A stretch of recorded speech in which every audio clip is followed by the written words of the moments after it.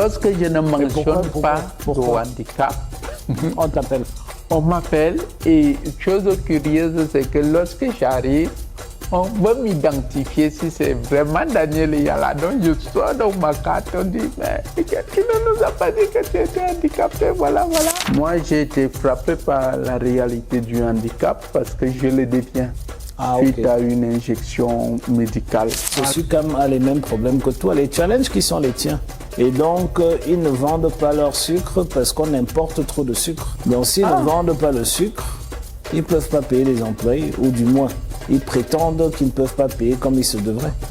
Est-ce qu'il faille que je quitte d'abord ce pays pour pouvoir voir un peu du Faut pas quitter le pays, on doit le construire ensemble. Donc, Bonjour, alors aujourd'hui, j'ai rencontré quelqu'un de fabuleux, Daniel Eyala.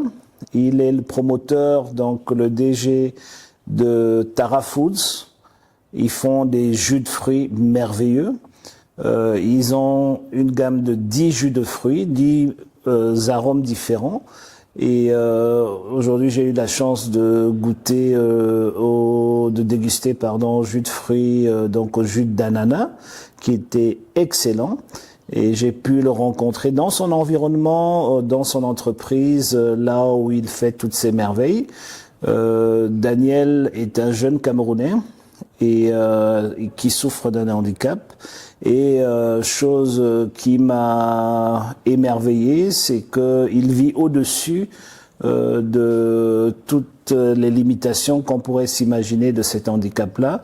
Et c'est pour ça qu'aujourd'hui, j'ai une discussion avec Daniel pour parler à bâton rompu de ces challenges, des choses qu'on pourrait faire pour améliorer son quotidien. Mais déjà, avant toute chose, j'aimerais te féliciter. Dans la discussion, on se tutoie, donc j'aimerais vraiment te féliciter. J'ai été émerveillé de voir le courage qui est le tien.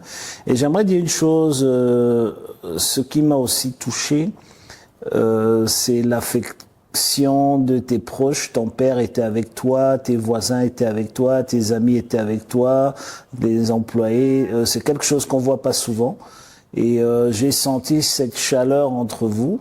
Et donc voilà, donc aujourd'hui on va avoir cette discussion qui peut-être va aider d'autres jeunes comme toi ou d'autres jeunes Camerounais tout simplement qui aimeraient entreprendre, qui aimeraient se lancer pour comprendre tout ce que ça prend, quels sont les challenges, quels sont les avantages et voilà. Donc bonjour et j'espère que je t'ai bien présenté.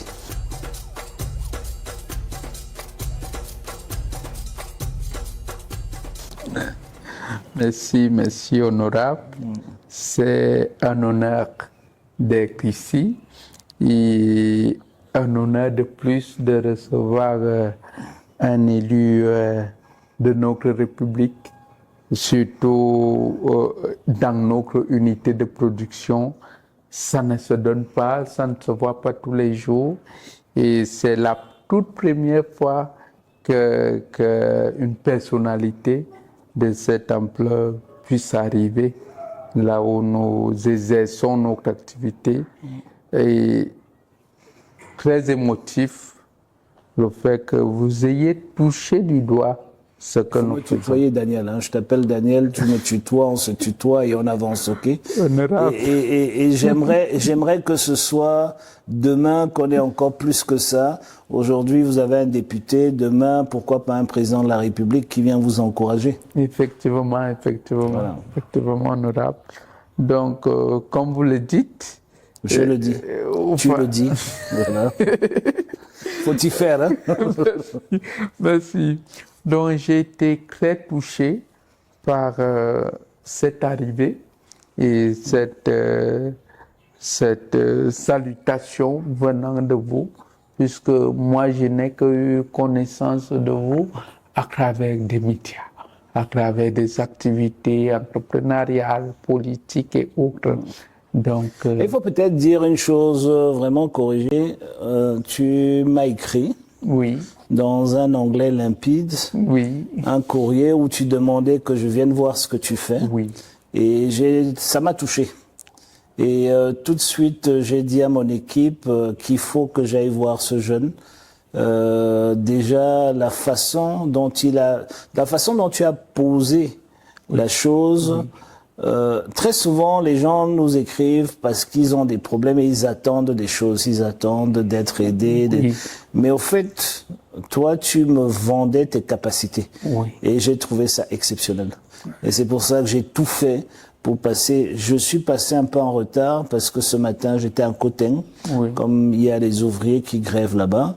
J'étais obligé déjà d'aller, vous savez, quand il y a le feu, le pompier va d'abord là où ça brûle, avant d'aller ailleurs. C'est pour ça que c'est au retour de Coteng que je me suis arrêté pour voir. Mais j'étais vraiment, encore une fois, félicitations. Voilà. Merci, honorable. Donc, ici, vous voir entrer dans notre unité de production reste une histoire que nous écrivons de notre entreprise. Alors, émerveillé, je ne peux que, une fois de plus, vous remercier parce que mon intention d'entrer des jeux, non seulement que vous touchiez du doigt, mais que vous puissiez ressortir ce jeune-là qui est autrement. Parce que l'image que nous avons de la jeunesse, et surtout une jeunesse des banlieues, c'est une jeunesse qui peut faillir à toutes sortes de choses. Mais maintenant, vous, chez nous, à Tarafoot, démontre que vous êtes non seulement un homme qui est à l'écoute des populations, mais aussi qui veut voir les jeunes entreprendre et participer au développement. Donc l'image ici, il est clair. On a toujours cru que la personne en situation de handicap est vide de compétences, vide de références et même vide de pertinence. Et voilà, aujourd'hui, moi, mon souhait à mon niveau, c'est que vous puissiez porter cette voix très haut et dire à un certain niveau que ces personnes ont une place dans la société. Écoute, c'est pour cela que j'ai demandé qu'on ait cette discussion, pour pouvoir montrer au monde entier, on ne se limite pas aux personnes avec handicap ni aux jeunes Camerounais, mais au monde entier, qu'il y a des compétences, qu'il y a des gens capables, qu'il y a des gens qui peuvent. Et je pense que je suis très fier d'être assis ici avec toi aujourd'hui et que tu puisses partager tout cela. Maintenant, peut-être il faut parler un peu en tant que jeune. C'est déjà très difficile au Cameroun, mais en plus, quand on est jeune avec un handicap, c'est doublement difficile. Donc, j'aimerais un peu qu'on partage parce que moi, je suis dans une position où je suis censé trouver des solutions aux problèmes des Camerounais et les proposer. Je ne peux pas les imposer, mais du moins j'ai une responsabilité de les proposer. Et j'espère que demain, je pourrai aussi en imposer quelques-unes. Et c'est pour ça que je voulais vraiment qu'on ait cette discussion pour mieux comprendre et quels sont les challenges que tu as. Voilà, avoir une discussion ouverte là-dessus. Aussi, moi je sais que tu as aussi des avantages. Quand tu présentes tes produits à un distributeur, si moi je présente les mêmes produits, je suppose que tu auras des avantages sur moi parce qu'on va dire que bon, le jeune vraiment, il est handicapé, donc c'est à lui et c'est chez lui qu'on doit acheter avant d'acheter chez moi. Bon.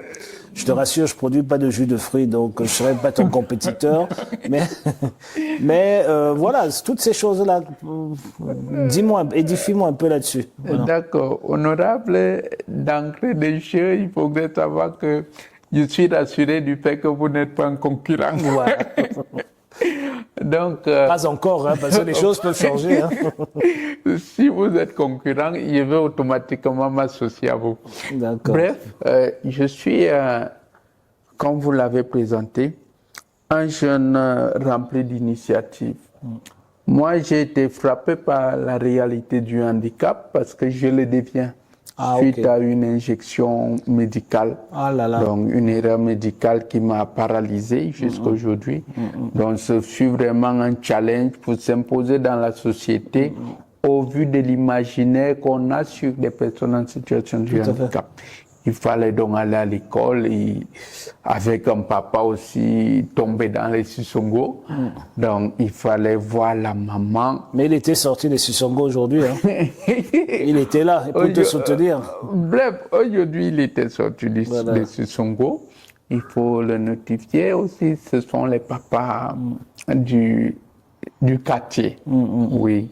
Donc, le mien, malheureusement, il est parti. D'accord, au ciel. ok, je comprends. Et même la maman qui a bataillé pour que je puisse faire des études et qui en aucun moment n'a douté du potentiel que j'avais. Elle avait bien raison. Oui, donc elle essayait toujours de pouvoir me mettre en compétition avec les autres et me dit, c'est pas parce que tu as un handicap que tu vas rester tête vide. Mais tout à fait. Vous comprenez donc. C'est au bout de cela, paix à son âme, j'ai pu m'en sortir et j'ai fondé cette entreprise-là, Tara Food, qui n'est pas quelque chose D'où qui vient le sort- nom de Tara? Oui, le nom Tara vient de cette région, du centre-là.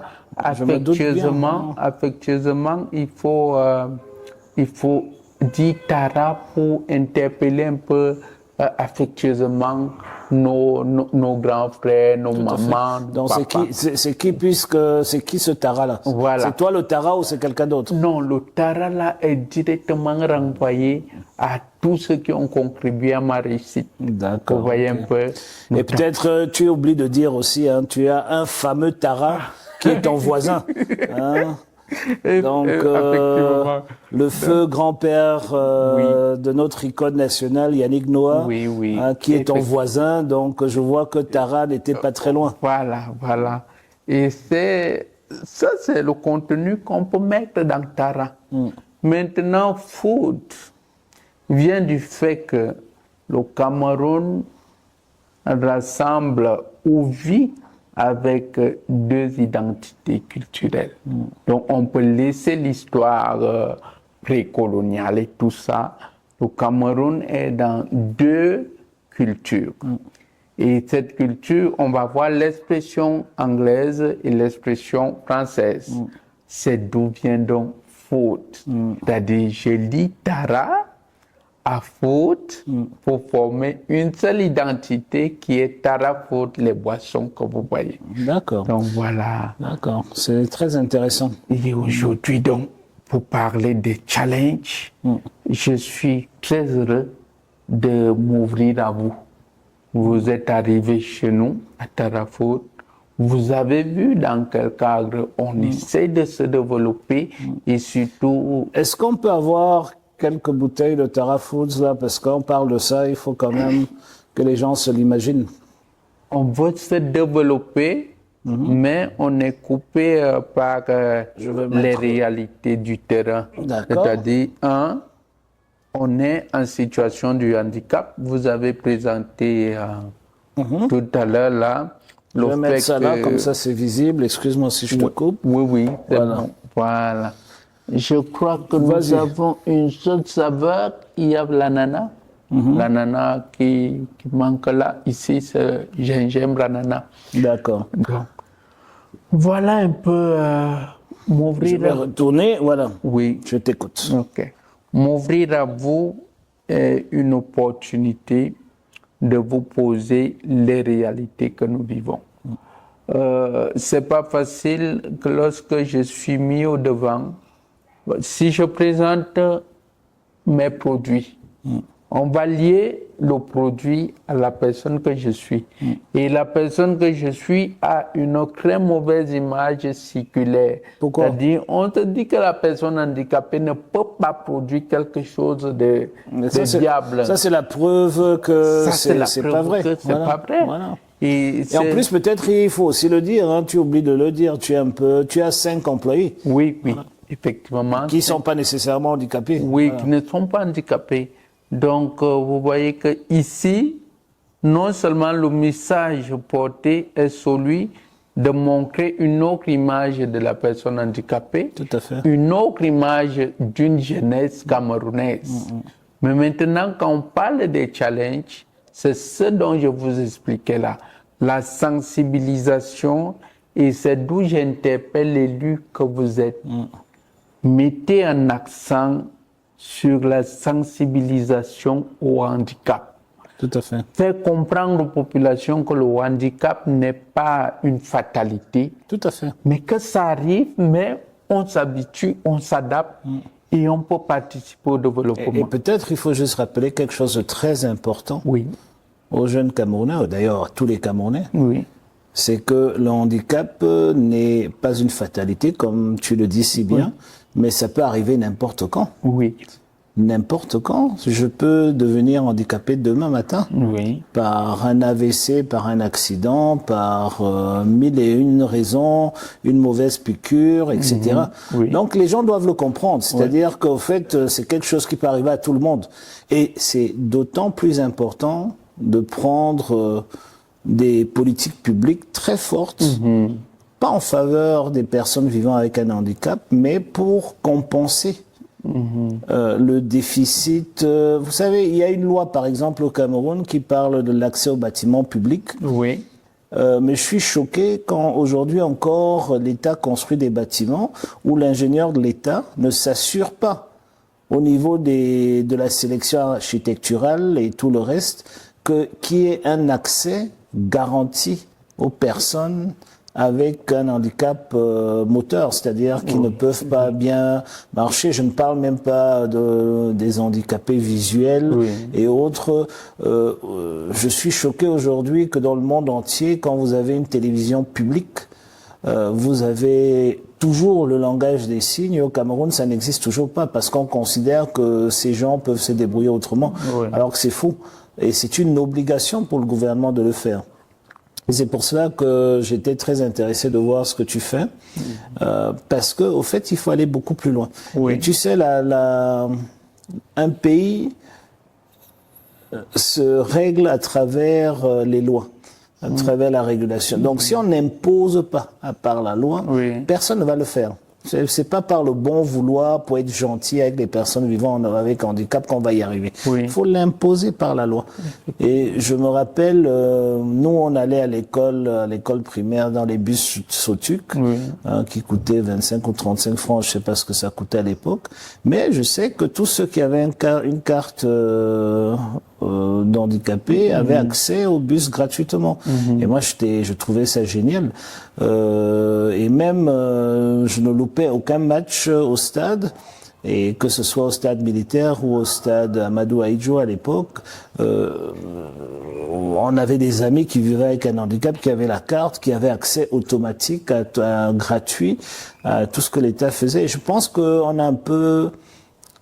on s'est un peu perdu là-dedans, et il est grand temps de se ressaisir et de savoir qu'il y a une frange très importante de la population qui vit avec un handicap, et surtout que n'importe qui peut devenir handicapé demain matin. Donc il faudrait qu'on ait des lois et des règlements très forts pour pouvoir protéger les personnes vivant avec un handicap. Et surtout, et je pense que là aussi c'est très important, que l'handicap devrait avoir une certaine neutralité dans les prises de décision.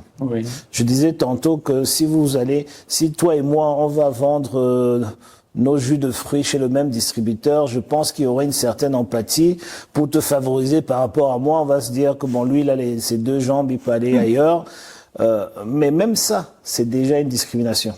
Voilà. Donc c'est toutes ces choses-là qu'il faut réguler pour s'assurer que que la dignité humaine soit respectée, que les gens puissent s'en sortir. Mais en tout cas, revenir encore sur dis-moi un peu, à l'école, tu m'as dit ta mère s'est battue pour que tu ailles à l'école, c'était comment? En fait, je fais pas une interview, mais c'est juste pour comprendre. Oui. Cet échange nous permet de toucher un peu le quotidien de l'individu que je suis. Donc, la maman, je suis allé à l'école par la haine. Parce qu'à l'époque, même à l'école, on ne comprenait pas cette logique. Tout à fait. Vous voyez? Tout à fait. Donc, En fait, les enseignants n'étaient pas, les encadreurs n'étaient pas outillés. Oui, Voilà. oui, oui, ils n'étaient pas outillés. Donc, j'ai pu tirer profit de cela pour démontrer la force qui se marque, n'est-ce pas, en une personne atteinte du handicap. Donc, j'ai pu terminer l'école primaire et c'est en parcours de l'école secondaire qu'elle m'a quitté. Et il faut le souligner, à un moment donné, j'aime toujours le dire en souriant, parce qu'à un moment donné, on a cru que l'enfant, le jeune que j'étais, était un génie. Vous voyez? Pourtant, la maman s'attelait à m'enseigner d'abord à la maison. Ce qui fait que quand j'arrivais à l'école, moi, je partais plutôt faire la révision à l'école. Donc, au moment où elle part... Elle était enseignante? Non, elle n'était pas enseignante. Donc, elle m'a toujours inculqué la notion d'anticipation. Prendre de l'avance, parce que si tu ne peux pas courir, fais bouger ton cerveau. Donc, ça, c'est très bien dit. Voilà un peu. Ce qui fait que ça m'a un peu ralenti lorsqu'elle a disparu, mais j'ai pu tenir. 2025 approche et votre voix compte. Rendez-vous dans le centre d'inscription EDECAM le plus proche de vous pour vous inscrire sur les listes électorales ou changer votre bureau de vote si vous avez déménagé. Ne laissez pas les autres décider de votre avenir. Votre pouvoir pour le changement, c'est votre carte d'électeur. Inscrivez-vous maintenant. Il faut le dire, je suis de formation informaticien, donc développeur d'applications. D'accord. Et tu as bien intéressé l'autre qui était là tout à l'heure. D'accord, d'accord. Donc, dans ce couloir-là, il faut le dire, pour financer ma formation, il a fallu que je fasse des cours de répétition aux enfants du secondaire. Et c'est là où je trouvais des niches économiques. C'est là où on me payait. Et c'est avec cet argent-là que j'ai pu me financer cette formation. Au sorti de là, je n'ai pas eu des opportunités. Vous voyez un peu. Et parce que quand vous arrivez au sein d'une entreprise et que moi, je mentionne le handicap, on ne va jamais m'appeler, même pour un entretien qui va m'envoyer à la seconde liste, à la liste d'attente.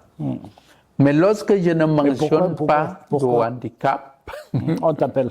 On m'appelle et chose curieuse, c'est que lorsque j'arrive, on va m'identifier si c'est vraiment Daniel Yala. Donc je sors dans ma carte, on dit, mais tu ne nous as pas dit que tu étais handicapé, voilà, voilà.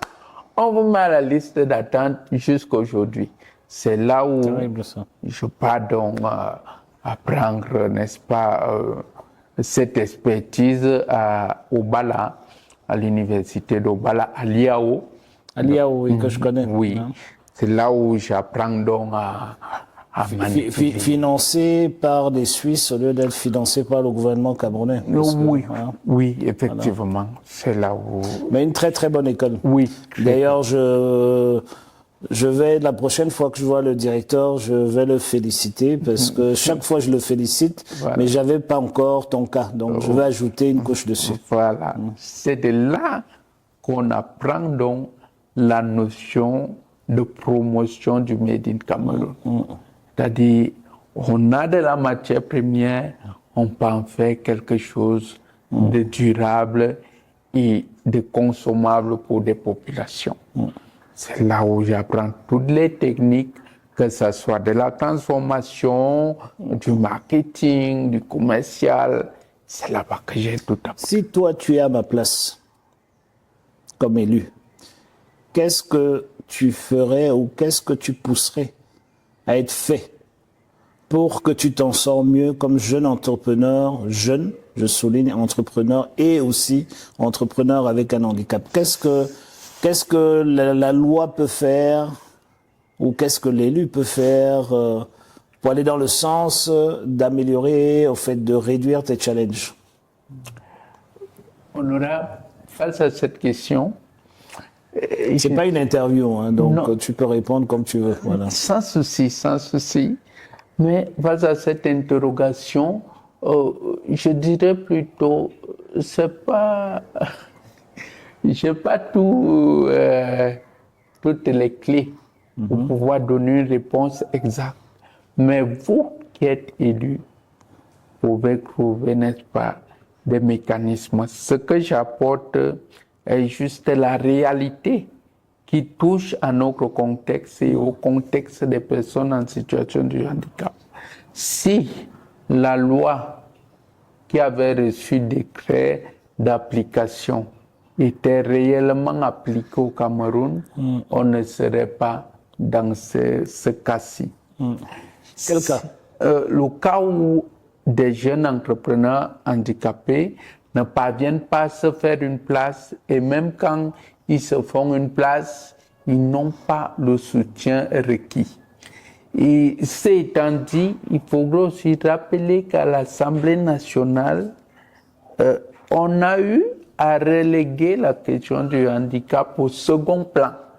Et si chaque député, à chaque séance, prenait dans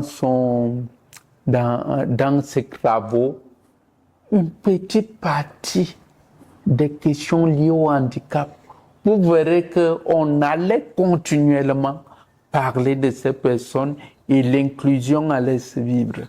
Tout à fait. Et si on obligeait même les députés qu'en présentant vos travaux plénières, il faudrait que dans vos travaux-là, le handicap ressorte et comment encadrer ces personnes, vous verrez que nos ministres allaient être interpellés sur la problématique du handicap. En fait, ce qu'on peut faire, ce qui se fait déjà, par exemple pour le genre et des fois pour la jeunesse, Oui. c'est de ressortir sur nos travaux les parties qui sont sensibles aux personnes vivant avec un handicap. Qu'on puisse, parce que des fois, tu as absolument raison, on le survole. Et des fois, ce n'est même pas par dessein, c'est pas parce qu'on le veut, c'est qu'au fait, puisqu'on ne le vit pas, on n'y pense pas. Oui. Et donc, on le survole et on se rend pas compte qu'on a créé des blocages incroyables pour des jeunes personnes et même moins jeunes personnes comme toi. Donc, il faudrait peut-être penser à ça. Mais la meilleure façon, à mon humble avis, d'y arriver, c'est quand même de se faire violence et de trouver un mécanisme qui puisse garantir que dans les élus, qu'il y ait aussi une représentation des personnes vivant avec handicap. Parce que nul ne peut se défendre mieux que vous-même. Donc, si déjà dans la loi on s'assure qu'il y ait une circonscription handicap, tout comme on s'assure de la circonscription genre, Oui. et qu'on puisse s'assurer que quel que soit lambda, il y aura au moins 2, 3, 4 personnes vivant avec un handicap quelconque, membres de l'Assemblée nationale. Je viens de me rendre compte en travaillant, en discutant avec toi, qu'au fait, en toutes ces années que j'ai passées à l'Assemblée, on n'a jamais été sensible, par exemple, aux handicapés visuels. Oui. C'est-à-dire que je ne crois même pas qu'on ait jamais, je crois pas qu'on ait produit une seule loi, ou même des exposés de motifs des lois en braille, qui puissent être interprétés par des personnes vivantes. Vous voyez, c'est des petites choses. Oui. L'Assemblée nationale est compatible aux personnes vivant avec un handicap moteur, mais est-ce qu'on a pris la peine d'en inviter régulièrement pour venir suivre nos travaux en plénière et pour pouvoir nous sensibiliser, nous, qui ne vivons pas avec un handicap, sur les enjeux dans les lois que nous débattons et que nous adoptons. Je pense que ça serait aussi important. Mais surtout, je pense qu'il faut pouvoir corriger au niveau de la loi électorale, de faire en sorte qu'on ressort que l'Assemblée nationale et le Sénat au minimum, et tant que possible, même dans les conseils municipaux, que les personnes vivant avec un handicap y soient présents. Parce que vous avez besoin d'être représentés. Oui. Et malheureusement, votre circonscription est différente des autres. Les autres circonscriptions sont administratives ou géographiques. Votre circonscription, c'est une circonscription de fait. Oui. Vous êtes partout. Oui. Et donc, il faudrait voir comment on gère ça. Parce que je pense que si vous venez vous-même, si vous êtes vous-même présent au Parlement, les choses, les lignes bougeraient beaucoup plus vite. Mais en tout cas, merci beaucoup d'avoir suscité, voilà, c'est pour ça qu'on a cette discussion, pour se rendre compte des réalités, aux choses auxquelles on ne pense pas forcément. Oui. Et j'ai tort de me rendre compte seulement maintenant. En fait, j'ai même presque honte que je me rende compte seulement maintenant. Mais c'est très important. Et c'est pour ça que ces discussions ouvertes, sans filtre, sont très importantes. Merci, merci honorable. Et je peux vous rassurer, parce qu'il ne faudrait pas que vous ayez honte. Parce que la situation, au vu de ce que vous gérez déjà,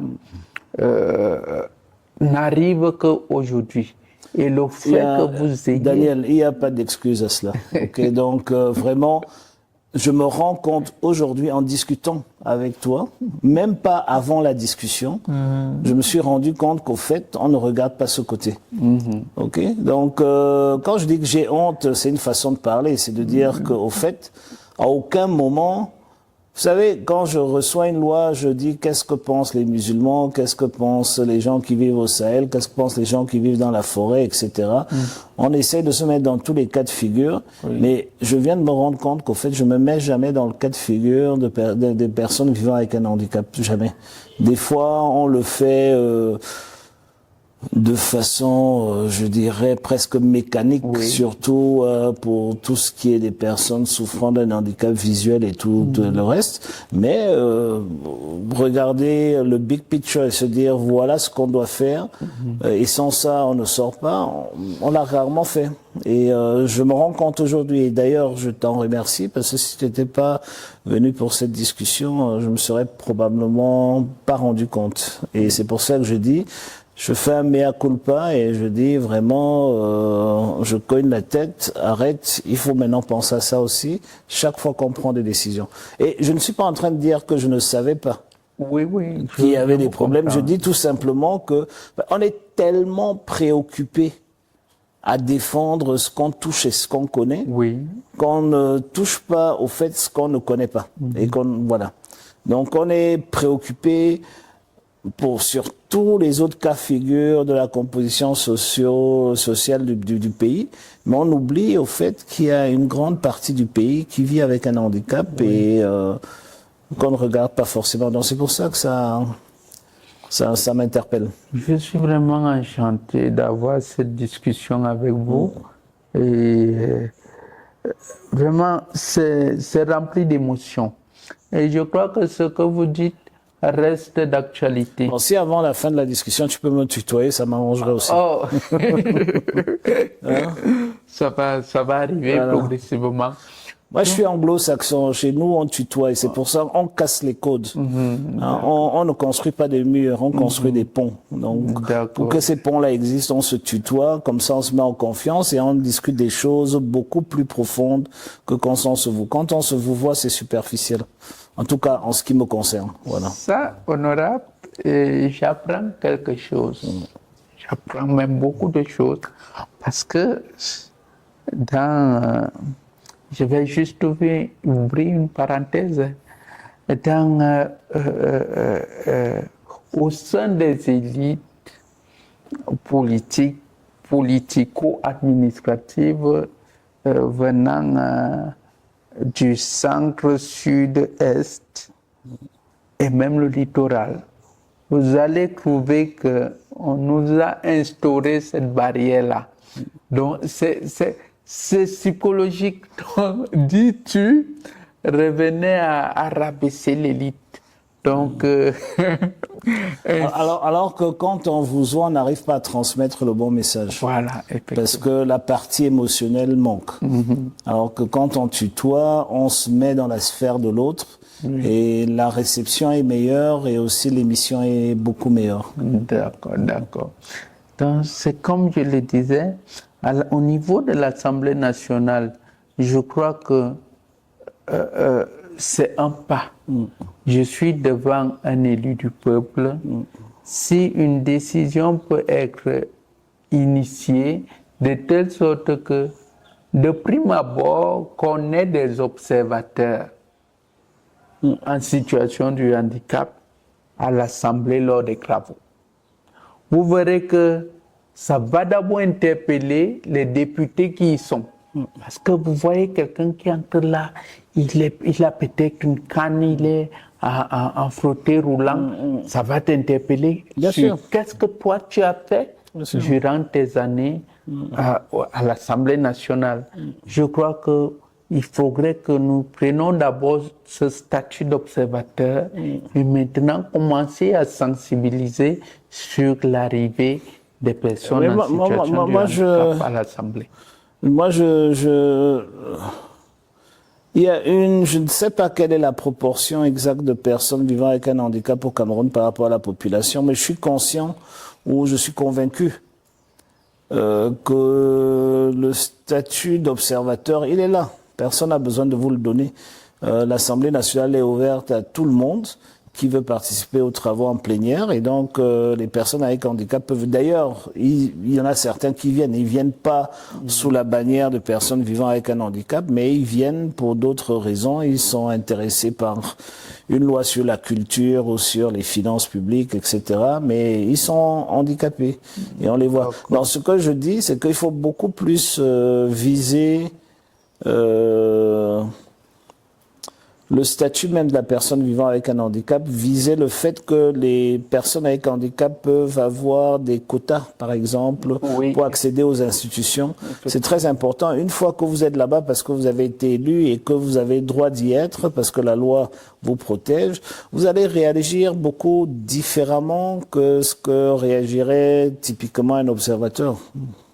Voilà, j'aimerais attirer votre attention, ton attention, merci, sur le fait que à l'Assemblée nationale, on a relégué la question du handicap au ministère des Affaires sociales. Et c'est à ce ministre-là qu'on a souvent tendance à poser des questions liées au handicap, en oubliant que le handicap ne se limite pas aux affaires sociales. Chaque ministre devrait rendre compte de ce que lui il a fait pour ces personnes-là. Ça, vraiment, je te salue. Parce que tu as absolument raison. Et tu as absolument raison. Et c'est quelque chose... Nous devons nous faire violence. Oui. Et sortir de ce cliché fermé, aller vers là. Et traiter les projets, les propositions... En fait, les problèmes des personnes vivant avec un handicap sont transversales. Que ce soit la communication, le transport, l'énergie, c'est transversal. Et donc, il faudrait le regarder de cette façon-là. Tu as absolument raison. Et tu as aussi raison qu'à chaque fois qu'on parle handicap, on va vers les affaires sociales. Au fait, on fait comme si c'est un problème, alors qu'on a une responsabilité de trouver une solution. Et les gens vivant avec un handicap n'ont rien demandé. Ils n'ont pas demandé de vivre avec cet handicap et c'est nous qui devons avoir la hauteur pour ramener les débats au niveau où il y a une inclusion de cette frange de la société-là. Donc tu as absolument raison. D'accord. On va veiller à changer les choses. En tout cas, maintenant c'est le politique qui parle. Si on n'arrive pas à le changer avant octobre, on va le changer après octobre et ça, je te le garantis. Voilà, ça c'est ce message-là qui nous anime. Hein. Et il faudrait aussi savoir que la question du handicap, si notre entreprise ne serait pas à ce niveau, si les programmes de développement au Cameroun, on avait instauré des quotas pour des personnes en situation de handicap.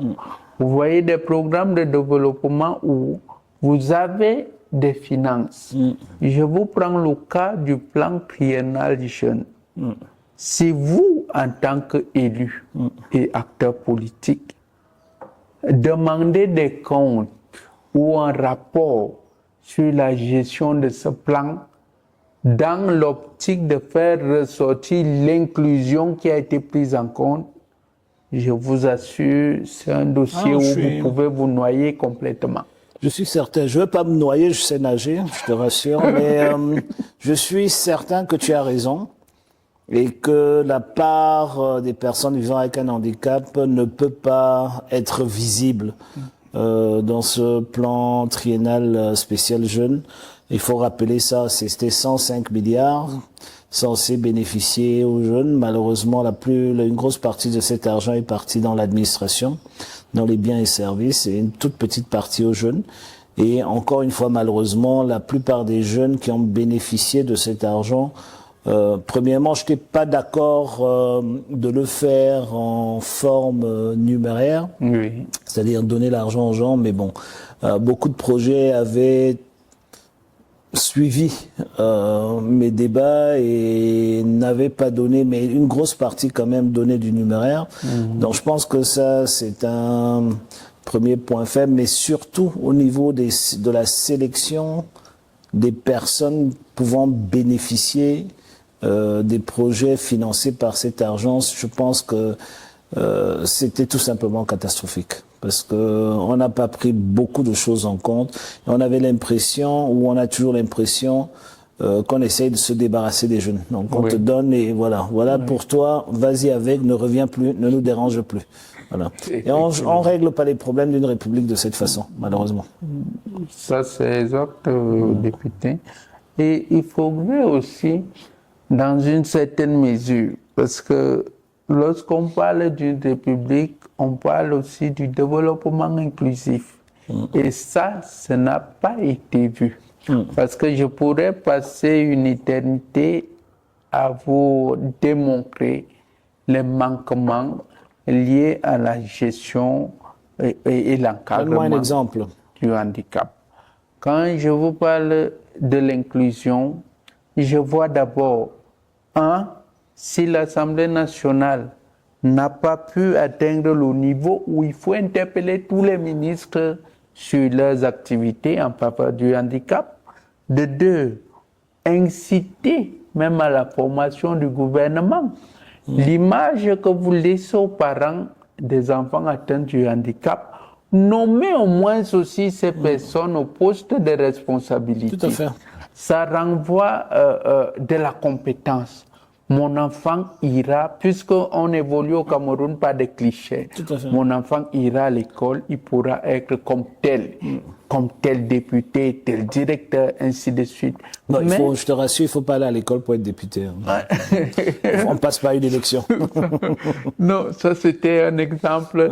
Donc, si le ministre se retrouve dans son conseil lors des réunions, il se retrouve avec quelqu'un qui a une canne, un fauteuil roulant, des béquilles.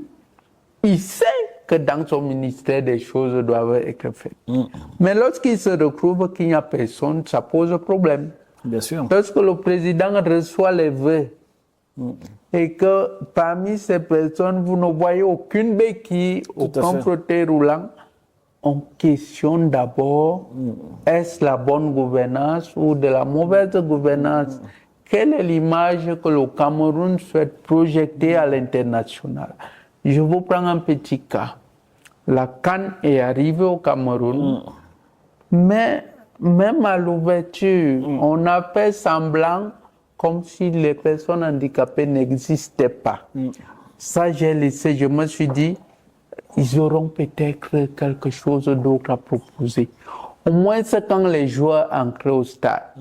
Laissez ces jeunes hommes aller avec des enfants en situation de handicap. Prouver aux gens que ça existe, mais on vit avec dans une société inclusive. Cela n'a pas été fait.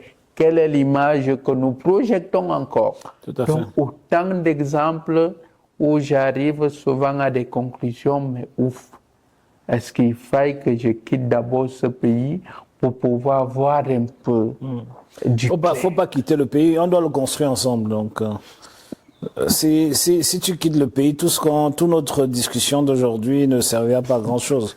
Hein? Donc, faut pas quitter le pays, sauf si c'est vraiment nécessaire. Mais honorable, à un moment donné, quand on voit ces manquements, je suis certain que certainement à ce niveau de la chose, vous ne pouvez pas complètement comprendre le sentiment qui m'anime.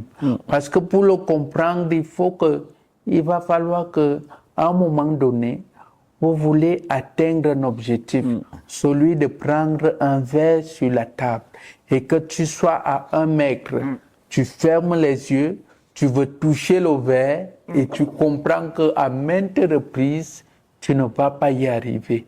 Essayez donc de comprendre la peine et la difficulté que ces gens ont.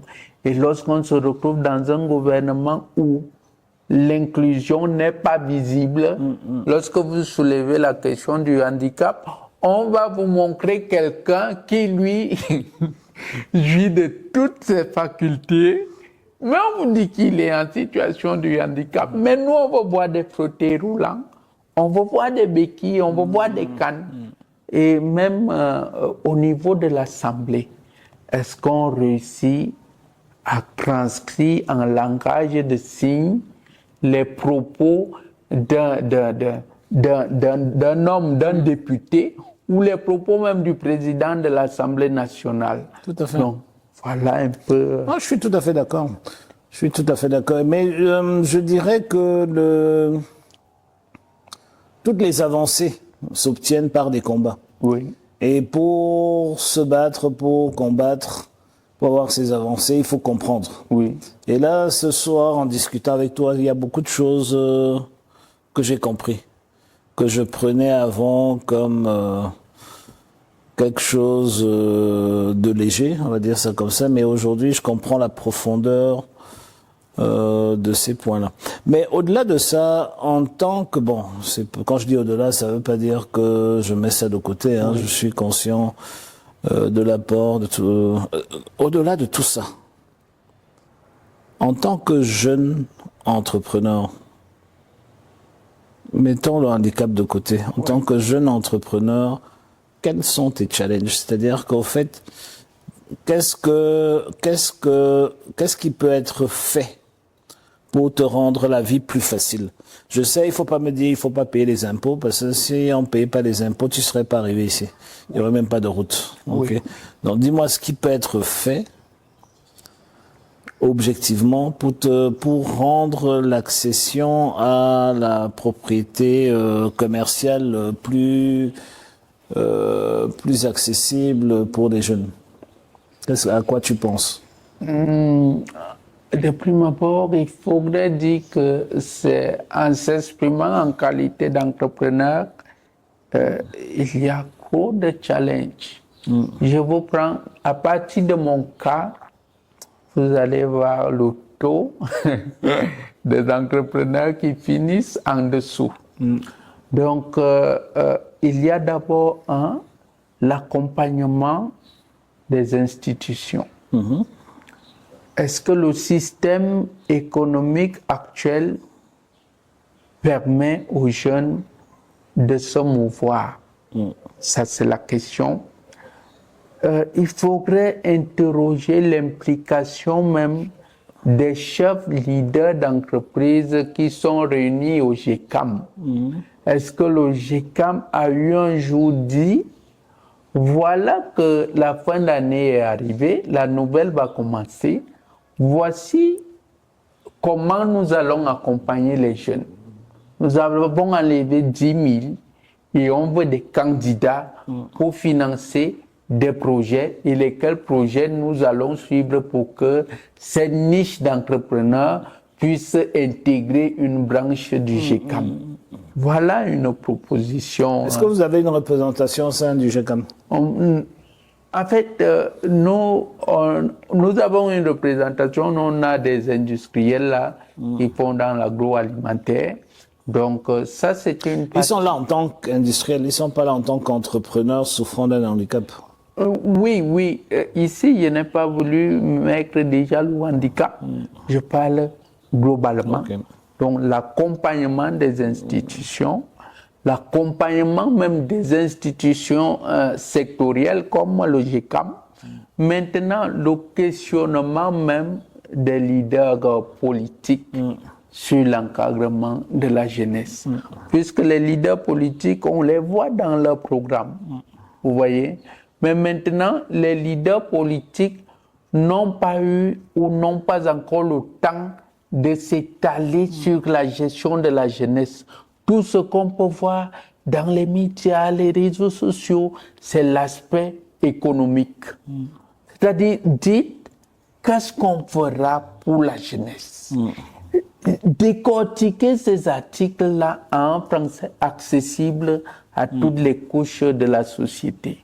Maintenant, quand on revient même à l'essentiel, au handicap, les leaders politiques, c'est comme s'ils ont honte même de parler du handicap.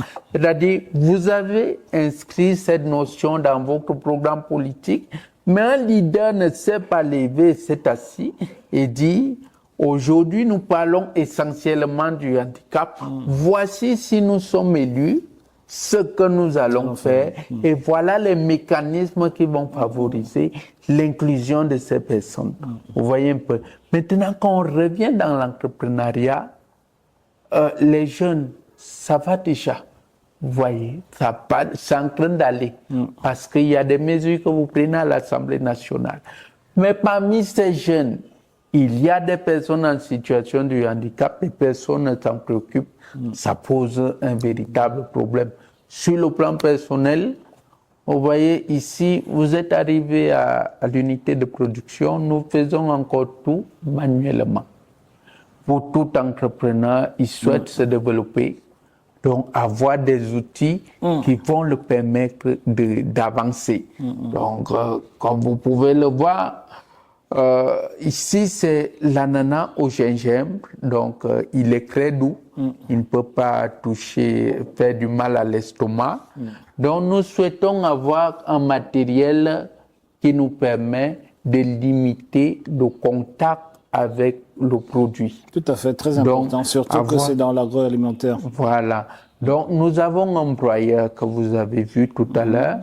Nous nécessitons une presse qui nous permet de... Vous ne faites pas par extraction? L'extraction actuellement se fait par des grands tamis, des tamis en inox. Oui. Mais si nous avons une machine qui nous permet de presser automatiquement, on a recueilli le jus, on le transporte automatiquement vers la machine qui permet de mettre en bouteille. Une fois que tu as mis en bouteille, il y a un autre jeune homme pour presser. Tout à Donc, fait. Ici, nous sommes encore manuels. Pour la conservation, vous faites comment? C'est pasteurisé? Oui, ce sont des jus pasteurisés. On ne met pas de conservateur.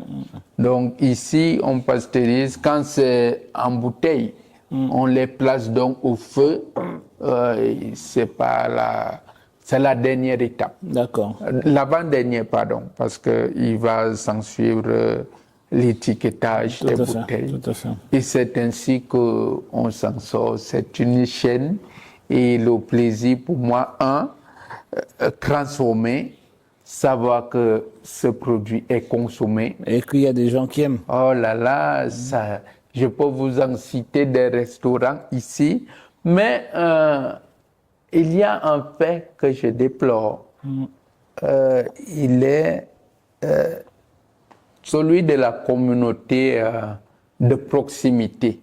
Vous voyez, je suis à Yaoundé 1 et je participe aux activités de la commune.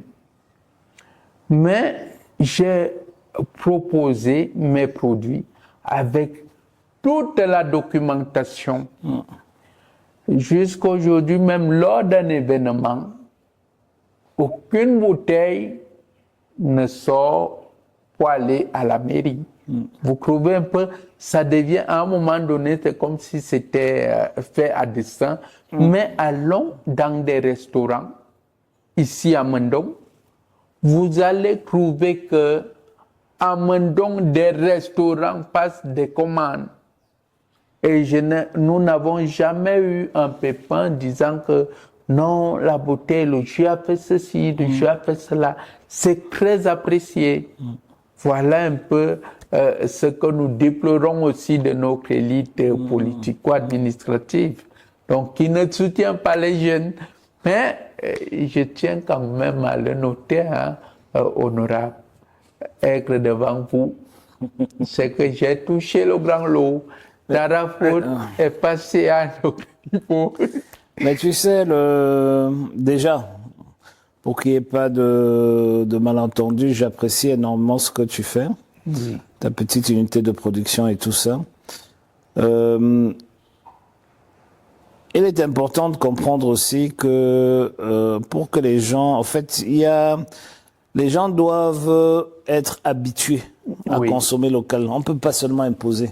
Oui. Ok, donc il y a beaucoup de pédagogie. Il y a, par exemple, chez moi à la maison, j'ai ce combat-là tout le temps. Oui. Où je dois m'assurer qu'on achète en priorité des produits made in Cameroun ou des produits du Cameroun, du terroir. Oui. Et c'est pas facile. Parce que très souvent, les produits locaux sont même plus chers que le produit importé. Oui, oui. Ça veut dire qu'au niveau de notre douane, nous ne travaillons pas bien.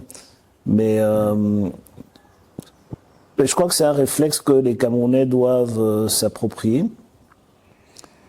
Pas seulement pour promouvoir des jeunes, mais c'est tout un écosystème. Oui. C'est tout un écosystème. Vous savez, si aujourd'hui, j'en sais rien, si au niveau des productions artisanales, vous achetez 10 000 capsules, il est clair qu'on va les importer. Oui. Mais si la demande passe à 1 million de capsules, tout de suite, quelqu'un va ouvrir une usine de capsules. Effectivement.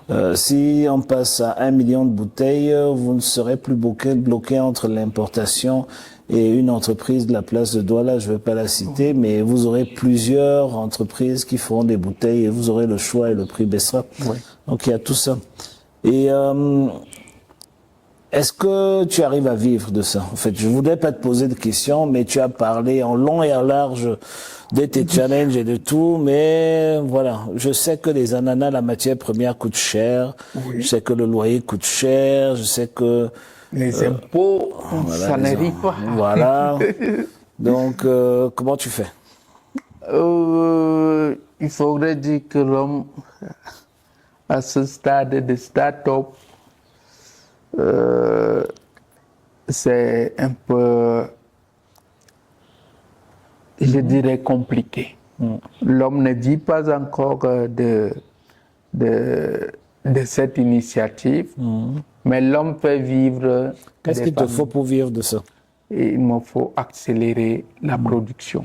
C'est-à-dire, comme là maintenant, pour accélérer la production, il te faut quoi? Vous êtes arrivé à l'unité de production, vous avez trouvé que nos mois étaient vides parce qu'on a livré hier. Et on a un problème, après livraison, on ne nous paye pas comptant. Ça fait que ça met l'unité au ralenti. Mais si on a des moyens financiers pouvant nous permettre d'acquérir aussitôt la matière première, ça fait qu'on a un stock prévisionnel qui est prêt à pallier à toutes sortes de situations. Vous m'appelez à minuit, je regarde si le livret est disponible, j'empaquette, allez, je vous envoie. Mais lorsqu'il n'y en a pas, le grand est que lorsque le client va vous appeler, j'ai besoin de tel jus. Vous dites que le stock est fini. Lui va boire le jus à l'instant T. Il va se référer auprès de la concurrence. Tout à fait. Et pour le récupérer là-bas, c'est encore de sacrifices. Énormément. Donc, pour vraiment vivre de cette activité, il faut que j'ai un fonds de roulement en matière première de quantité. Si je peux atteindre 1000 bouteilles de production, Je sais que les 1000 bouteilles me feront une semaine pour les écouler et ça me sera... Tu es déjà allé vers une banque pour ça? Oui, je suis allé vers la banque, mais la banque aussi a des exigences que je ne peux pas honorer parce que le fait est que, hormis le fait de la barrière liée au handicap, il y a la barrière liée à la garantie. Qu'est-ce que vous avez? Maintenant, j'ai convoqué une banque une fois que venez voir ce que nous avons déjà pu acquérir en termes de matériel et les factures pro forma, les factures. Mais la banque vient vous dire que on pourra faire le total de tout ce que vous avez là. Ça ne peut pas nous permettre de vous donner 200 000 pour pouvoir booster votre production. J'ai vu que c'est un problème. Mais ils m'ont proposé un mécanisme que j'ai aussitôt essayé d'analyser. Comme quoi, si j'ai 200 000, ce que je fais, c'est que je m'en vais à la banque, bloquer les 200 000, ils me prêtent 200 000. Donc, ils ont mes 200 000 comme garantie. Ils me donnent donc 200 000 que je m'en vais tourner avec. Et de temps en temps, je viens faire des versements. Donc, jusque-là, on essaie de mobiliser. Je veux dire, si tu avais 400 000, tu n'aurais pas besoin d'aller prêter 200 000. Effectivement, effectivement. Donc, le problème actuellement, c'est le stock prévisionnel. On a l'équipement qui nous fait produire 1500 bouteilles, mais on n'a pas le fonds de roulement nécessaire. On était en Côte pour les problèmes, les troubles qu'il y a là-bas. Il fallait qu'on arrive très tôt. C'est quand même terrible. Dans une société comme celle-là, pour malmener des ouvriers à ce point-là. Mais tu sais que Sosucam a les mêmes problèmes que toi. Les challenges qui sont les tiens, c'est aussi à un certain niveau les siens. Parce que quand toi tu vas dans la boutique acheter le sucre, tu ne demandes pas d'où il vient. Tu achètes. Et des fois tu achètes le moins cher. Or, leur problème, c'est quoi? C'est qu'ils ne sont pas assez protégés. C'est ce qu'ils disent. Et donc, ils ne vendent pas leur sucre parce qu'on importe trop de sucre. Donc, s'ils ne vendent pas le sucre, ils ne peuvent pas payer les employés, ou du moins, ils prétendent qu'ils ne peuvent pas payer comme il se devrait. Donc, tu vois, le Made in Cameroun, ce n'est pas que Tara Foods, hein, c'est aussi Sosucam. Effectivement. Voilà. Et la question que moi je me pose, honorable, comment, ça veut dire que Sosucam, son vrai adversaire, c'est le gouvernement? Bien sûr. Parce que comment accepter les importations lorsque vous avez une société locale qui ne peut pas couvrir la demande nationale? Mais c'est parce que les fonctionnaires ont pris ce pays en otage. Et donc, ils donnent des autorisations d'importation à gauche et à droite. Et apparemment, d'après ce qui se dit, ils en ont tellement donné qu'on a importé plus de sucre que ce que nous consommons. Oh. Et donc, c'est ce qu'on dit. Je n'ai pas vérifié. Hein, j'aimerais mettre tout ça au conditionnel. J'étais sur place et c'est ce qu'on m'a dit. Et donc maintenant, le temps vient maintenant de pouvoir vérifier tous ces dires pour savoir exactement combien, quel est le tonnage des importations qui ont été autorisées et pourquoi même on autorise des importations, parce que vraiment 65 ans maintenant après l'indépendance, on est un pays tropical, on devrait exporter du sucre et pas l'importer. Et si on exportait du sucre et du sucre de qualité, si on exportait des produits dérivés du sucre comme l'alcool, le rhum et tout ce qui va avec, toutes les boissons alcoolisées, je pense qu'aujourd'hui les ouvriers de Banjok seraient bien mieux lotis qu'ils le sont. Mais bon, je dis toujours, pour y arriver, il faut des gens qui ne viennent pas avec le même problème. Donc il faut un changement à la tête de l'État pour pouvoir impulser le Made in Cameroun vraiment pour qu'il décolle. Oh, c'est problématique. Je ne souhaiterais pas être à votre place en ce moment parce que c'est une question tellement sensible. Bien sûr, bien sûr. Et ça va toucher les gros en fait, poissons. ce que je dis, oh, moi j'ai pas peur des gros poissons, mais ce que je dis, c'est qu'au fait, il faut te rendre compte, Daniel, que les problèmes que tu as dans ton Made in Cameroun, Oui. dans ta petite usine à Ngousso, Oui. c'est ce que les gros ont aussi. Oui, oui, et je donc un État doit protéger ses emplois, doit protéger son industrie. Et aujourd'hui, malheureusement, pourquoi est-ce qu'il y a la douane? C'est pour protéger les industries locales, c'est pour faire en sorte que les gens n'importent pas à tort et à travers, et pour que les gens puissent avoir du travail au Cameroun. Mais quand on importe plus que ce qu'on consomme, il y a quand même un problème, alors qu'on produit localement. Si ça s'avère vrai. Oui, si, ça va vrai.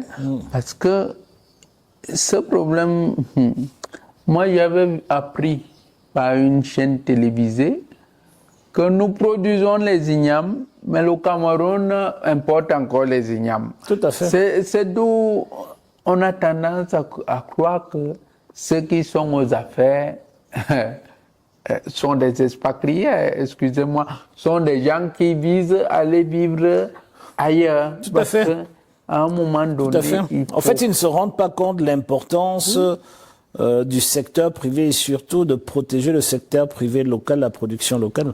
Vous savez, effectivement. voilà. Donc, si on importe de l'igname, si on importe je ne sais pas moi, on importe le riz, c'est quand même quelque chose qui me tue. Moi, j'essaye de manger autant que possible du riz camerounais, qui est de très bonne qualité, quelle que soit l'origine, Yagua, Sanchun, Dop, quelle que soit l'origine du riz camerounais, qu'il soit même pluvial, il est de très très bonne qualité parce qu'il est pratiquement pas traité. Oui. Et donc il est complètement différent des riz importés, on ne sait même pas d'où ils viennent, on ne sait pas combien de fois ils ont été lavés, s'ils ont été parfumés, etc.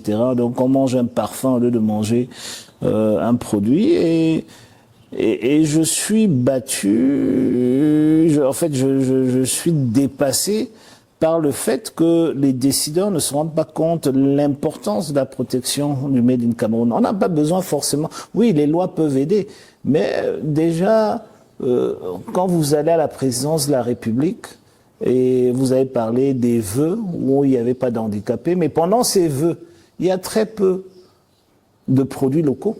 Voilà. Ok. Il y a, au lieu d'avoir du vin de palme, on a du vin rouge. Au lieu d'avoir du rhum produit, je veux pas dire la marque, produit au Cameroun, on a plutôt du champagne, etc. Mais si vous êtes à la présidence, avec l'argent du contribuable, utilisez quand même les produits du contribuable et posez-les là. Si vous allez aujourd'hui dans les bureaux, moi ça a été un combat à l'Assemblée nationale pour imposer, et les fonctionnaires de l'Assemblée peuvent vous le témoigner, j'ai imposé le café camerounais partout à l'Assemblée nationale, et c'était un combat, ça m'a pris quelques années, mais aujourd'hui les gens n'imaginent même pas vivre autrement avec du café importé, mais ça doit être partout. Tu sais, Daniel, ça ne se limite pas là. Oui. Quand vous allez à la présidence de la République, 100% des meubles sont importés. Et je vais même dire, ce qui me fait mal, c'est que quand la présidence est concernée, pratiquement 100% des décorations florales, c'est-à-dire les fleurs, sont importées, alors que ça nous coûte rien de produire toutes ces fleurs-là, même comme c'est pour la présidence dans le pays étonne dans la Léquier Même à ou ailleurs. l'intérieur de la présidence, on peut cultiver ces fleurs. Exactement. Mais on fait venir des fleurs en avion c'est-à-dire qu'au fait, les vendeuses de tomates du marché de Fundi payent leurs impôts, on prend cet argent pour louer des avions ou payer le fret aérien pour importer des fleurs, pour décorer. Les décorations sont très belles, hein, mais je ne me retrouve pas. Parce que quand je regarde des rosiers que nous n'avons pas au Cameroun, je me dis, oui, je veux bien qu'on importe des roses parce qu'elles sont très belles, mais au bout de 2-3 ans, il faut se dire qu'on commence à les produire nous-mêmes. Mais au bout de 65 ans, on continue à importer. On est un pays tropical, bon sang. On les importe des pays où ces roses grandissent dans des serres parce qu'il fait trop froid. C'est quand même le monde à l'envers. Et il n'y a pas que ça. Je peux en parler toute la soirée. Tu vois. Et Daniel, il faut te rendre compte que c'est un combat qui n'est pas que le tien. Il doit être national. Tout le monde doit le porter. Vous savez, quand vous allez comme je le dis, vous allez dans nos ambassades, on ne donne pas du thé camerounais, on ne sert pas du café camerounais, on ne sert pas Tara Foods. Il y a un problème. Oui, il y a un problème. Il y a un problème. Il y a un gros problème. Et il faut corriger cela. Et corriger cela rapidement. Vous voyez? Et tant qu'on le fait pas, et tant qu'on le montre pas, je parlais des meubles. Oui. 100% des meubles à la présidence, de ceux que j'ai vus, hein, du côté où les députés ont accès, ou tous ceux qui sont invités ont accès, sont importés. Mais c'est une insulte à notre intelligence.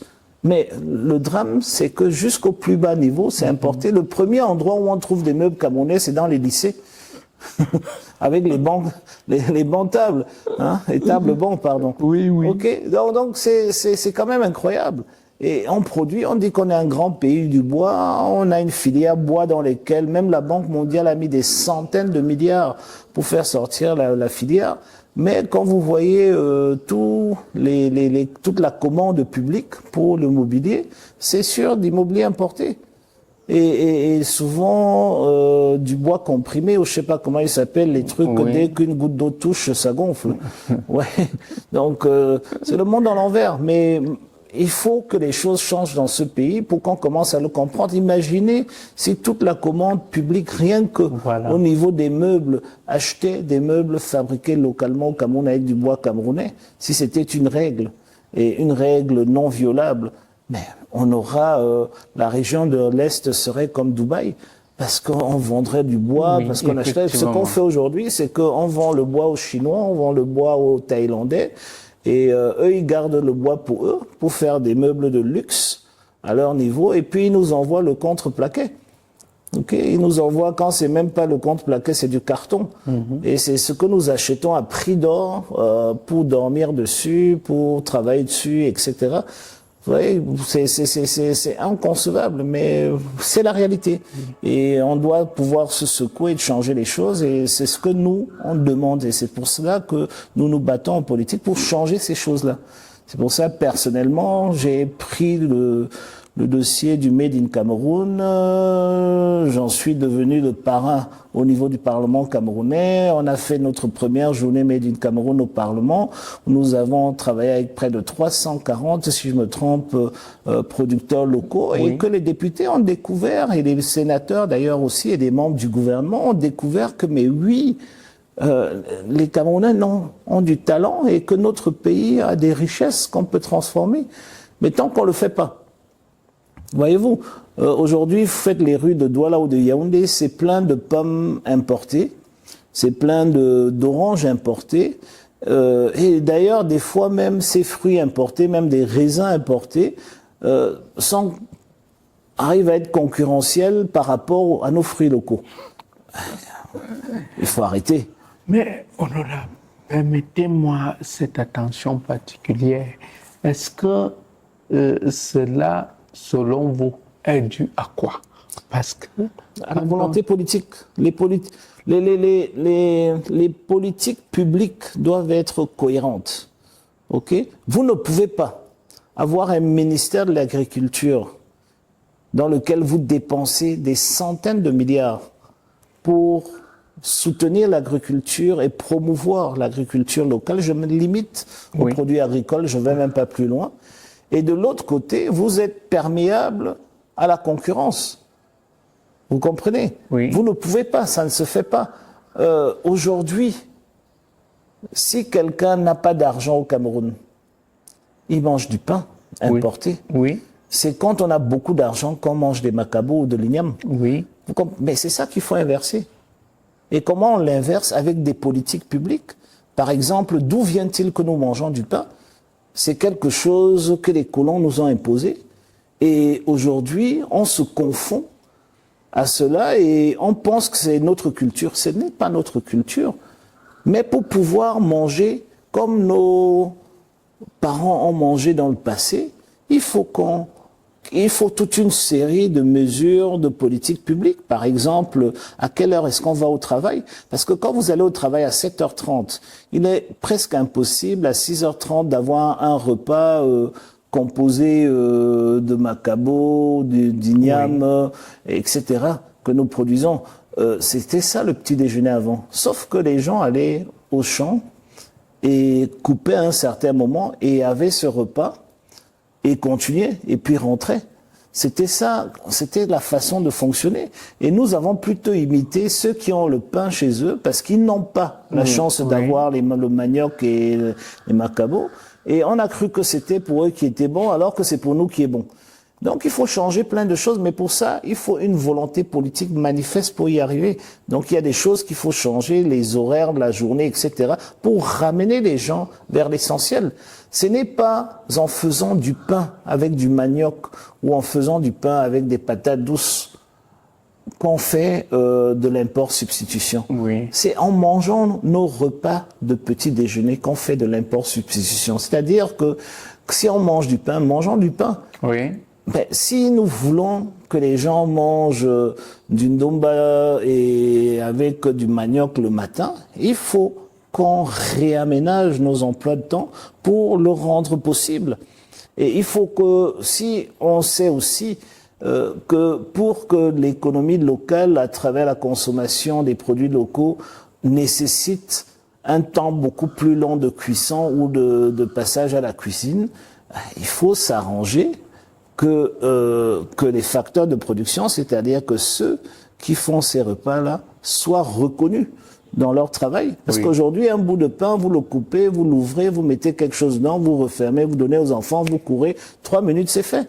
C'est bien pratique. Mais pendant que vous le faites, ça cause...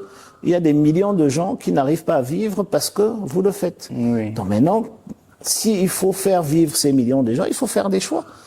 Et quand on fait ces choix-là, si on se dit que voilà, il faut que l'un des parents reste à la maison pour cuisiner, parce que malheureusement, heureusement pour point de vue santé, mais malheureusement d'un point de vue productivité économique, on met beaucoup de temps en cuisine. Il faut reconnaître le travail et le transformer en une valeur reconnue, pour pouvoir faire des crédits d'impôt et d'autres choses à la personne qui décide de rester pour cuisiner pour toute la maison. Mais encore, on peut le faire autrement. C'est-à-dire qu'on peut décider à investir dans des industries de première transformation. Parce que d'où vient-il aujourd'hui qu'on ait besoin encore aujourd'hui d'éplucher le manioc ou d'éplucher le macabo? On devrait pouvoir acheter du macabo déjà épluché, déjà prêt vous ouvrez le sachet, vous versez dans l'eau chaude, comme on le fait avec le riz. On devrait, d'où vient-il aujourd'hui qu'on trimballe des régimes de part et d'autre? On devrait trouver les plantains prêts à l'emploi. D'où vient-il aujourd'hui que pour faire un mets, je dis n'importe quoi, pour faire un mets de folong par exemple, on est obligé d'aller au marché, acheter les légumes, avoir un gros tas, le laver, ça devient un petit tas, le découper, ça devient encore un petit tas. On devrait pouvoir acheter un sachet, comme ça existe déjà, mais c'est malheureusement encore trop cher pour les foyers normaux. Un sachet gelé, un sachet séché, vous ouvrez, vous jetez dans l'eau, vous mettez ce que vous voulez comme épices, vous refermez, vous revenez, c'est fait. C'est ce qui se fait ailleurs, vous comprenez? Donc il y a beaucoup de choses qui doivent être faites, mais ça nécessite une volonté politique, et sans cette volonté politique, on n'y arrive pas. J'ai été un peu long, mais c'est juste pour dire que il y a des solutions à nos problèmes. Il faut juste y réfléchir et ouvrir une conversation comme celle entre toi et moi aujourd'hui, pour arriver à des solutions que les politiques peuvent appliquer pour faire en sorte qu'on vit mieux et qu'on vit autrement. Voilà. Oui, honorable, on a un véritable souci. Le Cameroun est un vrai pays producteur. Et en parlant de politique publique, ça nous ramène à comment dirais-je, à rendre accessible il faut désengorger le secteur agricole. Et surtout, il y a un terme là où il n'y a pas de route au niveau des bassins de production. Comment se fait-il que lorsque nous élaborons nos budgets mais que les marchés publics ne tiennent pas compte du fait qu'il faut accéder aux bassins ou rendre les bassins de production accessibles par des routes et autres. Moi, je trouverais que peut-être il faut aller dans un sens de grenier. C'est-à-dire, une société, elle peut être étatique ou para-publique, qui part prendre des produits dans des bassins de production, qui part acheter et nous ramène ça dans des villes. Parce qu'on a l'impression que nous mourrons de faim. Pourtant, il y a quelque part des régimes de plantains qui pourrissent. Bon, je pense que tu as absolument raison, mais il y a aussi un gros problème. Le problème de la mobilité de la production est exacerbé par un autre problème qui est celui de la conservation. En fait, quand tu découpes ton régime de plantain et tu dois le vendre avant une semaine parce qu'après il devient noir, tu as un problème. Donc voilà les problèmes. Les bassins de production secs qui produisent des graines comme le maïs, le soja, etc. Ils n'ont pas ce problème parce qu'ils peuvent conserver toute leur production. Donc ils n'ont pas le stress de l'évacuation. Ils peuvent vouloir rapidement évacuer parce qu'ils ont besoin d'argent, mais ce n'est pas une fatalité. Or, si vous produisez, et la même chose pour le cacao, vous savez, moi je viens d'un village où il n'y a pas de route et on produit du cacao, mais quand il est sec, on le met, il le garde au salon, on met dans le sac est entreposé au salon, et quand une voiture arrive, elle achète le cacao, elle repart avec. Ouais, vous n'avez pas le stress, ça ne va pas pourrir. Donc, mais quand vous produisez des denrées qui sont périssables, dans des endroits qui n'ont pas des routes d'évacuation, vous créez un problème. Comprenez? Et c'est pour cela que si une zone produit du plantain, il faut absolument qu'il y ait une route d'évacuation. Maintenant, si une zone produit beaucoup de manioc, on peut peut-être aussi voir, en attendant le fait que les routes soient très bonnes, trouver des voies et moyens pour transformer le manioc en tapioca qui peut être gardé pendant 3 mois et qui fait en sorte que les gens n'ont pas le stress de la route parce qu'il ne va pas se gâter. Mais maintenant, sans vous couper, parce que transformer ces produits là-bas, si on le fait complètement dans le bassin de production, vous verrez que nous aurons de la peine à manger du manioc brut, frais. Non, je parlais des zones où le transport est difficile. Heureusement encore qu'il y a beaucoup de zones avec le transport facile qui produisent aussi du manioc. Vous savez, il faut à un certain moment, il faut aussi respecter le marché. Et quand vous produisez des choses, aujourd'hui le cacao est à 5 000 francs, 8 000 francs, 4 000 francs. Les gens qui achètent le cacao, ils s'en foutent si la route arrive chez vous ou pas. Ils viennent le chercher. Parce que le cacao est rare. Donc on va là où il est. Donc tout le monde vient. Donc c'est juste pour dire que si le marché a vraiment besoin de manioc, même s'il faut le porter sur la tête pendant 2 jours, les gens vont porter. Parce qu'ils savent que quand ils arrivent au marché, ils ont un bon prix pour cela. Je ne dis pas qu'il ne faut pas les routes, il faut bien me comprendre. Je dis tout simplement que le problème, on ne peut pas avoir toutes les routes en un jour. On va tout faire pour avoir les routes aussi vite que possible. Mais malheureusement, si on devait faire toutes les routes du Cameroun, on s'arrêtera, on ferait que des routes.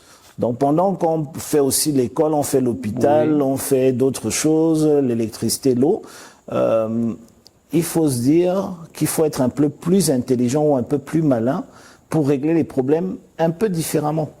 Vous savez, si vous avez un endroit où la route est très mauvaise et qui produit énormément, je dis n'importe quoi, de tomates, quand la route est mauvaise en saison de pluie, ce qui est presque impossible vu la saisonnalité, mais je dis ça juste pour avoir l'exemple, il faudrait peut-être penser qu'ils commencent à faire autre chose dans ce bassin de production pour être plus compétitif, parce que les tomates, ça s'abîme en 3-4 jours. Alors, s'ils ne peuvent pas les sécher parce que le climat ne le permet pas, il faudrait peut-être faire autre chose. Et on sait très bien que là où les tomates poussent bien, le gombo pousse bien aussi, par exemple. Je dis n'importe quoi, mais c'est ça. Et c'est le rôle du ministère de l'Agriculture pour accompagner les producteurs, pour produire des choses qui peuvent donner une valeur maximale aux producteurs. On comprend? C'est ce que j'essayais de dire. Donc, loin de moi l'idée de ne pas donner des routes ou faire des routes partout où on peut. Mais si vous produisez des trucs, si vous produisez des œufs, ok, assurez-vous que depuis chez vous jusqu'au marché, il y a une route goudronnée. Parce que s'il y a des routes comme je les connais au nord ou à l'est, les œufs vont arriver cassés. Effectivement. Voilà, c'est ce que j'essaye de dire. D'accord. Ok. Honorable, ce plan, ce modèle, il est à prendre au sérieux, mais maintenant, il arrive que on veut atteindre l'autosuffisance alimentaire. Est-ce qu'il faudrait, c'est pas une question, c'est une doléance, un avis, il faudrait questionner la politique agricole au ministère de l'Agriculture. Tout à fait. Il faudrait que votre cabinet puisse établir sur ce fait-là. Parce que j'ai tendance à croire que l'Assemblée nationale, se limitant sur le plan juridique et légal, oublie le suivi, le facteur suivi. Alors, pourquoi est-ce que je le dis? Oui, parce que vous allez voir ce qui se passe au ministère du Commerce. Comment est-ce que toute une institution étatique peut vouloir nous mettre dans la tête que nous commercialisons du riz. Et lequel riz ne vient pas du Cameroun. Est-ce que les députés ont fait des sorties là-dessus? Le riz continue à se vendre là. Pourtant, on peut alléger le coût de la vie. On peut rendre facile le panier de la ménagère que de nous imposer le riz à 15 000. Un riz dont on ne sait pas où il sort et on ne sait pas s'il est même propice à la consommation locale. Tout à fait. Donc, je suis un parrain du Made in Cameroun, donc tout ce qui est importé me fait froid au dos. Et j'aimerais juste dire que ça fait partie au niveau, là, vous savez, le Parlement légifère, donc nous faisons des lois et en même temps nous contrôlons l'action gouvernementale. Contrôler l'action gouvernementale ne veut pas dire que nous sommes des procureurs. Ça veut dire que nous devons évaluer les politiques publiques pour pouvoir dire au gouvernement que l'argent qu'on vous a remis, vous nous avez dit que vous allez faire ceci et cela vous ne l'avez pas fait. Donc, comment est-ce que vous allez le corriger pour qu'on ne vous remette plus l'argent du contribuable l'année prochaine pour échouer à nouveau? Donc, c'est ça l'évaluation, en gros, des politiques publiques. Et des fois, nous pouvons aussi leur dire, vous êtes en train de prendre cette voie, il faut plutôt prendre celle-là. Parce que c'est celle-là que nous attendons, que vous faites. Et ça passe à travers tous les processus de la loi de finances initiale, la loi de règlement, le collectif budgétaire, etc., le débat d'orientation budgétaire. Ça passe par tout cela et les différentes lois que nous obtenons. Nous essayons d'encadrer l'exécutif. En fait, le Parlement est au même pied d'égalité que l'exécutif, mais au fait, puisque c'est nous qui donnons l'argent du contribuable, nous devons venir rendre compte aux contribuables, c'est-à-dire aux citoyens camerounais, ce que le gouvernement a fait de leur argent. Et donc c'est pour cela que nous devons évaluer les politiques publiques du gouvernement, donc contrôler l'action gouvernementale pour savoir exactement ce qu'ils ont fait. Donc en gros, d'une façon expliquée un peu compliquée, voilà le rôle qui est le nôtre. Maintenant, on a un problème sur lequel moi personnellement, j'insiste à chaque fois. À chaque fois que j'ai un débat, j'insiste là-dessus, c'est que pour des raisons politiques, clientélistes, Monsieur Biya a décidé de créer autant de ministères qu'il a pu imaginer. Je crois que nous sommes autour de 60 et quelques ministres aujourd'hui. Oui. Ce qui fait que les gens se marchent dessus. Il n'y a plus de cohérence de politique publique. Et donc, quand nous faisons l'audit de la cohérence gouvernementale, au fait, le résultat est rouge. Et un rouge brillant. Pourquoi? Parce que le ministre du Commerce que vous avez indexé, le ministère du Commerce que tu as indexé tout à l'heure, sa responsabilité première, c'est de faire en sorte que les denrées sont accessibles pour le consommateur. Donc, il se bat au quotidien pour que les prix baissent. OK? Oui. Le gouvernement tout entier devrait pourtant se battre pour que Daniel ait plus d'argent dans sa poche. C'est-à-dire que si les prix montent, le gouvernement devrait se battre pour que ton pouvoir d'achat augmente, que tu aies plus d'argent. Oui. C'est-à-dire que plus les prix montent, plus tu as de l'argent dans tes poches pour pouvoir acheter. Parce que quand les prix montent, ça veut dire qu'au fait, tu gagnes plus, d'une façon directe ou indirecte. Oui. Et donc, tu as plus d'argent pour acheter.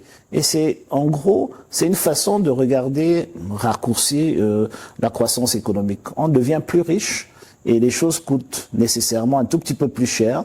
Et la croissance doit être au-dessus de l'inflation, c'est-à-dire la hausse des prix, pour que tout le monde s'en sorte. Et on n'aurait pas besoin que le ministre du Commerce court de marché en marché pour surveiller les prix et jouer à ce jeu-là aux pompiers des prix. On ne devait même pas avoir une incongruité, encore une qu'on appelle le MIRAP, où vous avez une entité étatique qui ne paye pas les impôts, qui fait la concurrence au secteur privé qui paye les impôts. Donc voilà le problème.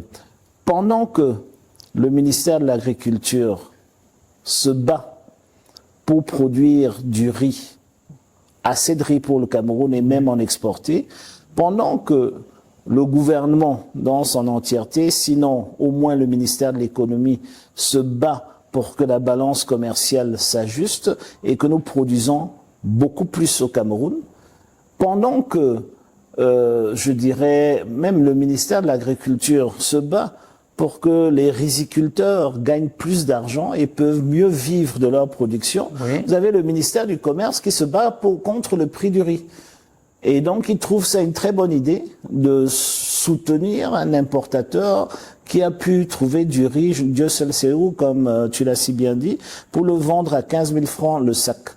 Mais chaque riz de 15 000 francs, le sac que tu vends, tu rends heureux peut-être une famille voilà. Dans les villes, oui. Mais tu tues tout un village producteur de riz. Et c'est ça l'incohérence. Et c'est ça qu'il faut corriger. Et c'est pour cela que ce gouvernement, pourquoi il le fait? Parce qu'ils sont à court d'imagination. Donc pendant que un ministère court pour baisser le prix du riz, l'autre ministère prend l'argent des contribuables oui. Pour faire en sorte que les riziculteurs vivent mieux. Oui, et les deux se télescopent en route et ça ne peut pas marcher. Et c'est pour cela cette cohérence des politiques publiques doit être au centre de ceux qui vont gouverner ce pays demain. Pour pouvoir, parce qu'on ne connaît pas de cohérence, parce qu'au fait, ce qu'on met en avant, c'est les avantages politiques. Vous voyez, quand on voit, on dit, ah, c'est une année électorale, le riz ne doit pas coûter cher. Mais on oublie que pendant que le riz ne coûte pas cher, les riziculteurs de Yagua commencent à brûler la ville voilà. Parce qu'ils ont un problème, ils n'arrivent pas à vendre, oui. Au fait de la sèmerie, ils n'arrivent pas à vendre leur riz ou n'arrivent pas à vendre au prix voulu. Et eux, ils ont un problème de revenus et donc ils se révoltent contre le système. Oui. Donc, en tout cas, merci beaucoup. C'était très intéressant. Tu voulais encore dire quelque chose? Très intéressant, mais, monsieur le député, je ne saurais sortir de cet entretien sans avoir l'opportunité ou le privilège. Quelque part, il faut rendre hommage à un grand homme, un grand leader. Monsieur qui, contre vent et marée, a pu maintenir la flamme de l'amour, l'amour du pays, l'amour du vivre ensemble dans la cohésion sociale. Quelqu'un qui, même contre certaines voix, s'est toujours fixé l'objectif un seul Cameroun. Je voudrais parler du chairman John Funky. Ça me touche. Je ne savais même pas que, vu ton jeune âge, tu savais tout ça, et je suis touché. Merci beaucoup. Merci pour ce témoignage. Je m'incline déjà devant cette illustre mémoire et tout en vous demandant, n'est-ce pas, de dire, parce que là, moi, j'écris l'histoire de Tarafoot et l'histoire personnelle, l'histoire individuelle que je pourrais rapporter ou transférer à des générations futures. Tout à fait. Quel est l'élément, quel est le mot que vous pouvez agresser à l'endroit de ce papa? Qu'est-ce que vous pouvez dire? Je sais que... Alors, c'est ce que j'ai appris auprès de lui. Oui. Et d'ailleurs, je le vois en toi, et je n'essaye pas de te flatter, c'est la vérité. C'est que il y a une valeur qui surpasse toutes les autres. C'est le courage. Oui. Et donc, tant que vous n'avez pas de courage, vous ne vivez pas. Et des fois, les gens utilisent le courage d'une mauvaise façon. Quand vous utilisez le courage d'une façon positive, vous arrivez à faire bouger les lignes. Oui. Et c'est ce que j'ai appris auprès de lui, le courage. Et si il n'avait pas eu ce courage de se lever un 26 mai 1990 pour dire aujourd'hui, nous devons pouvoir nous parler librement, sans aller en prison. Nous devons avoir des chaînes de télévision, de radio et de presse sans que les journalistes ne soient battus pour cela. Et nous devons pouvoir parler librement des problèmes de ce pays sans faire la guerre. Et nous devons accepter les uns et les autres. Et je pense que son discours du 26 mai 90, c'est un des plus beaux discours jamais prononcés par un homme politique dans ce pays. Et il a apporté tous ces changements. Et souvent, au fait, le drame dans les vraies révolutions, c'est que ceux qui veulent profiter de la révolution sont pressés et essayent de prendre des raccourcis. Vous savez, l'ANC a mis 1 siècle pour arriver à bout de l'apartheid, mais ça valait la peine. Et ils n'ont pas relâché. Et c'est dans cette optique que nous sommes au SDF pour arriver au bout de la transformation de ce rêve-là, et je suis convaincu qu'on y arrivera. Donc merci beaucoup. Merci. De rien. Ok. Merci et beaucoup de courage en ce que tu fais. Merci. Et on reste ensemble. Merci. Okay. D'accord.